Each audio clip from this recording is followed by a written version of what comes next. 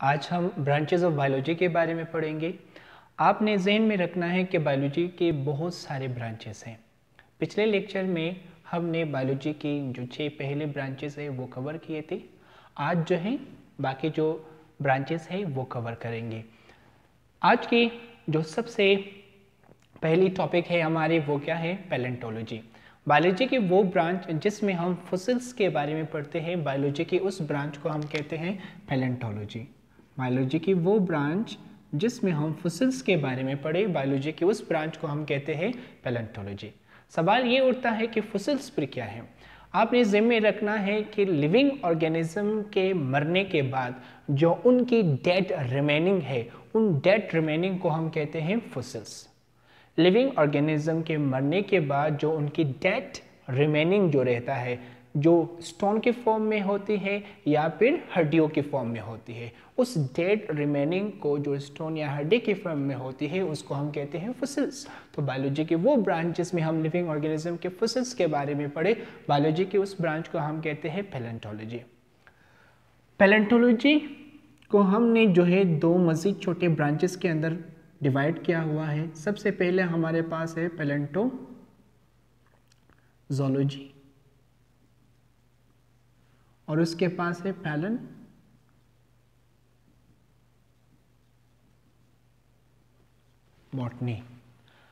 तो बायोलॉजी की वो ब्रांच जिसमें हम एनिमल्स के फॉसिल्स के बारे में पढ़ते हैं उसको हम कहते हैं पैलेंटोजोलॉजी, और बायोलॉजी की वो ब्रांच जिसमें हम प्लांट के फॉसिल्स के बारे में पढ़ते हैं उसको हम कहते हैं पैलेंटोबॉटनी जो है। उसके बाद हमारे पास क्या है, एम्ब्रियोलॉजी।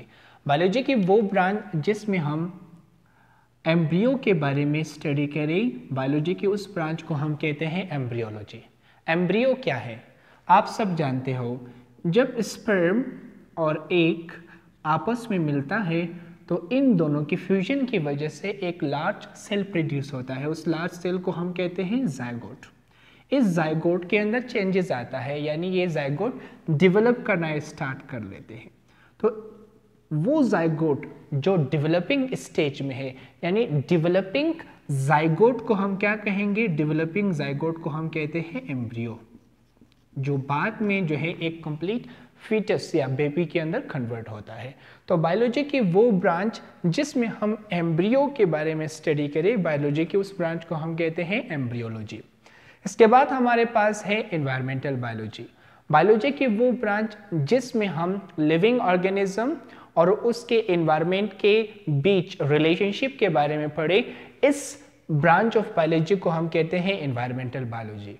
ये बायोलॉजी की वो ब्रांच है जिसमें हम लिविंग ऑर्गेनिज्म और उसके एनवायरमेंट के दरमियान जो रिलेशनशिप है उसके बारे में पढ़े, बायोलॉजी की उस ब्रांच को हम कहते हैं एनवायरमेंटल बायोलॉजी। इसमें हम रिलेशनशिप बिटवीन लिविंग ऑर्गेनिज्म और उसके एनवायरमेंट के दरमियान उसके बारे में पढ़ते हैं। उसके बाद हमारे पास है बायोटेक्नोलॉजी। बायोलॉजी की वो ब्रांच जिसमें हम पढ़ते हैं कि हम माइक्रो ऑर्गेनिज्म को कैसे इंसानों की फलाह बहबूद के लिए, इंसानों की वेलफेयर के लिए इस्तेमाल कर सकते हैं। बायोलॉजी की उस ब्रांच को हम कहते हैं बायोटेक्नोलॉजी। ये बायोलॉजी की वो ब्रांच है जिसमें हम पढ़ते हैं कि हम माइक्रो ऑर्गेनिज्म को इंसानों की वेलफेयर के लिए, फलाह बहबूद के लिए कैसे इस्तेमाल कर सकते हैं। बायोलॉजी की उस ब्रांच को हम कहते हैं बायोटेक्नोलॉजी। इसके बाद हमारे पास है पैरासाइटोलॉजी। बायोलॉजी की वो ब्रांच जिसमें हम पैरासाइट्स के बारे में स्टडी करें, बायोलॉजी की उस ब्रांच को हम कहते हैं पैरासाइटोलॉजी।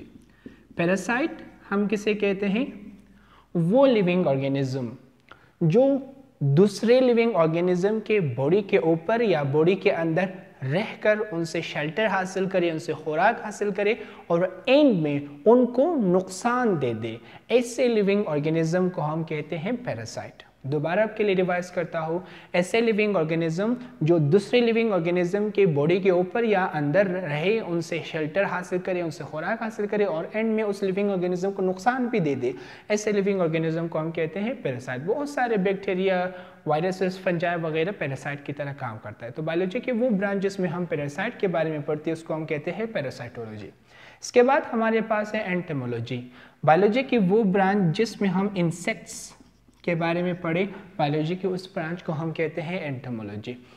नेक्स्ट हमारे पास है जेनेटिक्स, बायोलॉजी की वो ब्रांच जिसमें हम जीन, डीएनए और जेनेटिक वेरिएबिलिटी के बारे में पढ़े, बायोलॉजी की उस ब्रांच को हम कहते हैं जेनेटिक्स। इसमें हम किस चीज़ के बारे में पढ़ते हैं, जीन के बारे में पढ़ते हैं, डीएनए के बारे में पढ़ते हैं और साथ साथ जेनेटिक वेरिएबिलिटी यानी जीन के अंदर जो चेंजेस आती है उसके बारे में पढ़े, बायोलॉजी के उस ब्रांच को हम कहते हैं जेनेटिक्स।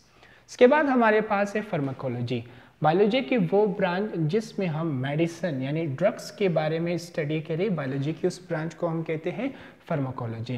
लास्ट वन हमारे पास है सोशियोबायोलॉजी, बायोलॉजी की वो ब्रांच जिसमें हम एनिमल की सोशल बिहेवियर के बारे में पढ़े, बायोलॉजी की उस ब्रांच को हम कहते हैं सोशियोबायोलॉजी। इसमें हम लिविंग ऑर्गेनिज्म के सोशल बिहेवियर यानी वो लिविंग ऑर्गेनिज्म इर्द गिर्द के जानदारों के साथ कैसे बिहेव करता है उसके बारे में पढ़े, उस ब्रांच ऑफ बायोलॉजी को हम कहते हैं सोशियोबायोलॉजी। तो ये आज की टॉपिक जिसमें हमने बायोलॉजी के मुख्तलिफ ब्रांचेस के बारे में पढ़ा। Thank you.